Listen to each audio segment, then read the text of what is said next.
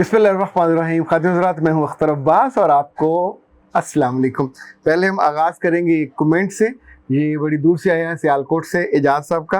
फिर वैसे मैंने पहले भी एक दफ़ा ना एक कागज़ पे लिख के सारी अपने एहसासात जो हैं आपके लिए, तो वो मैंने आपको भेजे थे, लेकिन शायद आपने पढ़े नहीं है। तो असल में मेरा आपसे ताल्लुक तहरीर से हुआ था, यानी कि जब मैं उर्दू डाइजेस्ट पढ़ता था तो आपने एक स्टोरी उसमें लिखी थी कि दर्द दिल पे दस्तक, तो वो बहुत ही ज़्यादा यानी कि मेरे दिल को अच्छी लगी थी कि पहली दफ़ा मैंने ऐसा पढ़ा था कि जो बंदा सच और यानी कि जो ऐसे टॉपिक्स हैं जिन पे बात कोई नहीं करता, तो उन पे आपने बात की हुई थी।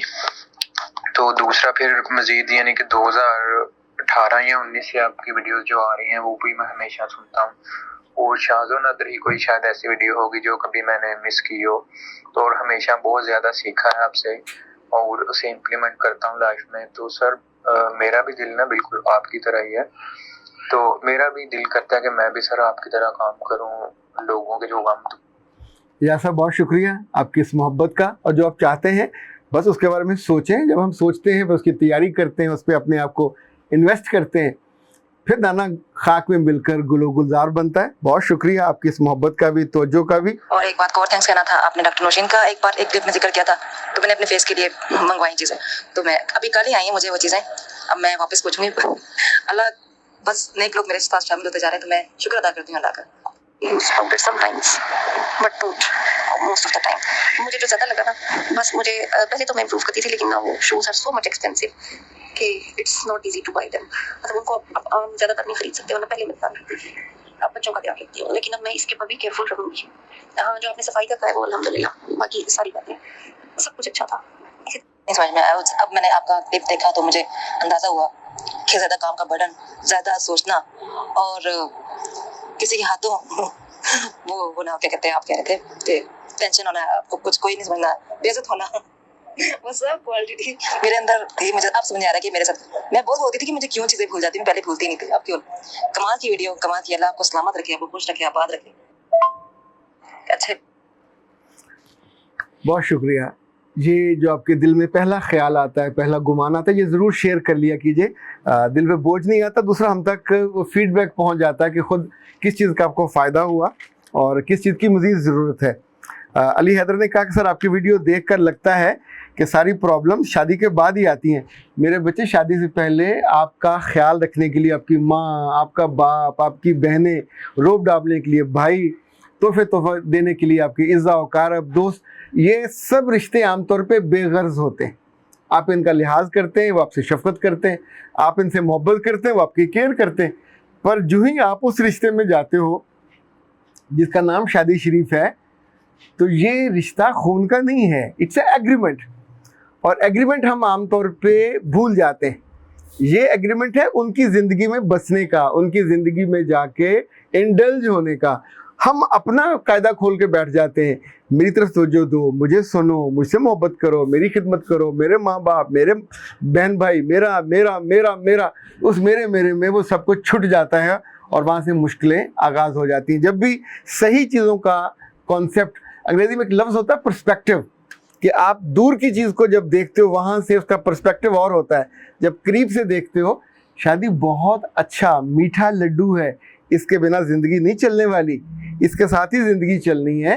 पर अगर कोई आपको आपकी कमज़ोरी के साथ कबूल करता है तो उसके एहसान को यार मानो तो सही ना। वो आपको अपने घर में, अपनी ज़िंदगी में एडजस्ट करता है, तो आप उस पर भी इल्ज़ामों की उंगलियाँ और तलवारें खोल के बैठ जाए, तो ये तो ठीक नहीं है। जब कोई दूसरा आपको जितनी स्पेस दे, उसका एहसान तो मानना चाहिए। अच्छा जनाब, नदीम साहब कहते हैं कि सर जी, मेरी बेटी की तलाक हो गई है, मैं उसकी दोबारा शादी करना चाहती हूँ, मगर वो शादी के लिए तैयार नहीं है। ये कहती है मैं अपनी ज़िंदगी अकेली गुजार लूँगी, उसका कोई बच्चा भी नहीं है। सर, मैं क्या करूँ? मैं आपसे मिलकर उसे समझाना चाहती हूँ, अपना पता बताइए। हमारा मिसेज़ नदीम, हमारा पता तो लाहौर का है। हमारे 2 क्लिनिक हैं, सुबह सब्ज़ाज़ार में तकरीबन 9 से 12-1 बजे तक, और फिर 2 से रात 9 बजे तक ये रायवन डिफेंस रोड, उस पर हमारा क्लिनिक है। तो दोनों में आप आ सकते हो। ये तो पहली बात। दूसरी बात ये कि ऐसी बच्चियाँ जिनका दिल टूटा होता है, उनके मियाँ ने तोड़ा या उनके ससुराल ने तोड़ा, आप कभी एक लम्हे को सोचा करें कि वो बच्ची 22-24 साल में, आपने उसको यूनिवर्सिटी पढ़ाया, कॉलेज पढ़ाया, उसकी इज्जत हुई, अच्छे कपड़े पहनती थी, दोस्तों में बैठती थी, दोस्तों के दिल जीतती थी, आपके इज़्ज़ा वक़ार में भी बैठती थी तो तारीफ़ पाती थी।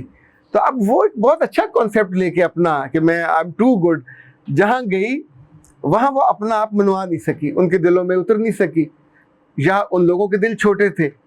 अब याद रखिएगा, this is not whole picture of the world. ये एक घर की, एक दिल की कहानी है जिसमें वो गई, नहीं रह सके, वापस आ गई। तो क्या फिर सारी उम्र हम उसकी वजह से दुनिया की पूरी मोहब्बत से, तवज्जो से इनकार कर दें? एक खाने में नमक ज़्यादा हो जाए तो क्या उम्र भर खाना छोड़ दिया जाए? एक दफ़ा किसी एक जगह से अच्छा तजर्बा न हुआ हो, इसका ये मतलब कहाँ से हुआ कि दोबारा वो तजर्बा न किया जाए? हम एग्ज़ाम में एक दफ़ा खुदा न खास्ता फेल हो जाएं तो क्या फिर सारी उम्र के लिए कसम खा लेते हैं, मैं, मेरी 7 नस्लें एग्ज़ाम में अपीयर नहीं होंगी, हम दोबारा एग्ज़ाम देते हैं, सप्ली में देते हैं, फाइनल में देते हैं, बिलाखिर 4-4, 5-5 साल के बाद पास हो जाते हैं। मैंने तो ऐसे ऐसे शानदार लोग देखे, शानदार के ऊपर कौमें हैं जिनको अंग्रेज़ी नहीं आती थी, अंग्रेज़ी में फ़ेल होना वो कहते थे ईमान का तकाजा। 1 दफ़ा हुए, 2 दफ़ा, 3 दफ़ा, बाज़ दफ़ा तो पूरे चांस ख़त्म हो गए। लेकिन वो भी अगर मुस्तकिल मिजाज है, ढीठ में नहीं कह रहा, मुस्तकिल मिजाजी है, तो फिर आप डटे रहते हैं और बिलाखिर अंग्रेज़ी हार मान लेती है। ये जो रिश्तों में एक आध बंदा कपत्ता निकल आता है, उसके साथ वाले अच्छे नहीं निकलते, तो रिश्तों से तो आप मुंह मोड़ के नहीं बैठा जा सकता। आपके साथ आपकी माँ जीते जी मर जाती है ये सोच के कि जब मैं जाऊंगी तो इसका क्या बनेगा। आपको आपकी भाभियाँ बर्दाश्त नहीं करेंगी, भाई भी बर्दाश्त नहीं करते, और कौन करेगा? तो खुद से अकेले क्या कमाएंगे, क्या खाएंगे, 100 तरह की कॉम्प्लिकेशन है। आप ज़रूर आइए। मैं चूँकि आपके ख़ानदान का नहीं हूँ तो मेरे लिए उस बच्ची को समझाना निस्बतन आसान होगा। सर जी मैं जॉब करती हूँ, जो MA कह रही हैं, और अपने शौहर से बहुत प्यार और मोहब्बत करती हूँ, उनकी इज़्ज़त भी करती हूँ, लेकिन वो मुझसे खुश नहीं होते, मैं क्या करूँ? बेटा जो जॉब करता है उसको जो समझाना निस्बतन आसान होता है। जॉब में हम पूरे मोहल्ले को खुश करने की कोशिश नहीं करते कि चौकीदार भी खुश हो, अटेंडेंट भी खुश हो, PN भी खुश हो, वो जो आने वाला चाय वाला वो भी खुश हो। We never bother about anybody. हम एक ही के खुश करने का सोचते हैं, वो हमारा बॉस होता है या इमीडिएट बॉस होता है या अल्टीमेट बॉस होता है। इनफैक्ट उसकी खुशी का सोचने का मतलब ये नहीं होता कि उनके दरवाजे के बाहर खड़े होते हैं। जो हमको टास्क बताता है वो करते हैं, जो हमसे वो तवक्को रखता है वो हम नोट करते हैं। अच्छा, जिस तौर पे उसको लोग पसंद होते हैं हम उन जैसा बिहेव करते हैं। उसको जो कपड़े पसंद होते हैं इवन हम वैसे कपड़े पहनते हैं। उसको जो टाइमिंग पसंद होती है, अगर वो अर्ली राइजर है तो अर्ली कमर होगा तो हम वैसे आएंगे, फिर लेट आएंगे तो नाराज़ होगा। अगर वो देर से जाता है तो हम भी देर से जाएंगे। अगर वो काम को पेंडिंग नहीं करता, और उसको अंग्रेज़ी में कहते हैं कि जो काम को इल्तवा नहीं करते, प्रोक्रास्टिनेशन नहीं करते, प्रोक्रास्टिनेट नहीं करते, जो कहा फिर बार बार पूछा नहीं और आप उसको काम दिखा देते हैं कि सर इट्स डन, क्योंकि आपने कहा था तो ये हो गया। इसका मतलब है वो बॉसेस हमसे हमारे टास्क, हमारे काम, हमारी आदतें, हमारे कपड़े, हमारा रिस्पॉन्स, हमारी खुशी, हमारी गमी, हमारा दुख, हमारा सुख, हमारी कमिटमेंट, हमारी लॉयल्टी, ये सब चीज़ों को देखते हैं एक ही वक्त में और हमसे राज़ी रहते हैं। 40 साल। पिछले दिनों अमीन हफीज़ का इंटरव्यू आ रहा था और वो कह रहा था कि मैंने जंग में 41 साल गुजारे, 20 साल जंग में और तकरीबन 20 साल 4 माह जियो में। इसका मतलब इस पूरे बीच में अदारे ने उसको निकाला नहीं, उसकी ज़ुबान पे रे नहीं आता था, तो अदारे ने उसको कहा कि तुम वो जानबूझ के वो लफ्ज़ बोला करो चिड़िया और घड़ी, और ताकि लोगों के चेहरे पे मुस्कुराहट आए और उन्हें लगे कि लाहौर से, चूँकि ये लाहौर वाले जो है लाहौर में रे को रे बोलते हैं, लाहौरी हो जाते हैं, तो जहाँ रे होती है वहाँ अड़े, जहाँ अड़े होती है वहाँ उसको रे बोलते हैं। और वो ही केप्ट ऑन, आप कहते हैं इनिशिएट करना और क्रिएटिव होना। तो अगर आप ये करते हो, छोटे छोटे अदारों में भी लोग 40 साल उम्र भर गुजारते हैं। तो जब भी हम तवक्कुआत पूरा करते हैं तो शौहर भी राज़ी हो जाते हैं और बॉसेस भी राज़ी हो जाते हैं।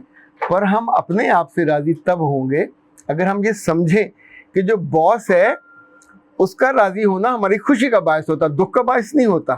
तो मियाँ को भी राज़ी करने के लिए कुछ चीज़ों को आप लिख के रख लीजिए कि ये मेरे मियाँ को पसंद है, 1 2 3 आप ज़रा उसकी प्रायोरिटी लिख लीजिए। फिर किसी रोज़ मियाँ का हाथ पकड़ के बैठें और उससे पूछें कि आप मुझसे किस किस बात पे राज़ी हो और किस किस बात पे आप इम्प्रूवमेंट चाहते हो और किस किस बात से नाराज़ हो। फ़र्ज़ करें आप 3 चीज़ें कर लेते तो 9 बनेंगी ना कुल, और 9 चीज़ें आपकी ज़िंदगी का पासा पलट सकती हैं। जिससे खुश है कीप ऑन डूइंग दैट, जिसको वो नाराज़ है उसको ठीक कर लीजिए, और जहाँ वो तवक्कुआत आप पूरी नहीं कर रहे उन तवक्कुआत पे एक कदम नहीं मुसलसल इम्प्रूव कीजिए, ज़िंदगी आसान हो जाएगी। गारंटी तो मैं फिर भी नहीं दे सकता, लेकिन चीज़ें बेहतर हो जाती हैं, दिल बेहतर हो जाते हैं, आंखें बेहतर हो जाती हैं, हालात बेहतर हो जाते हैं और इंसान भी बेहतर हो जाते हैं। इजाज़त दीजिए, अस्सलाम वालेकुम।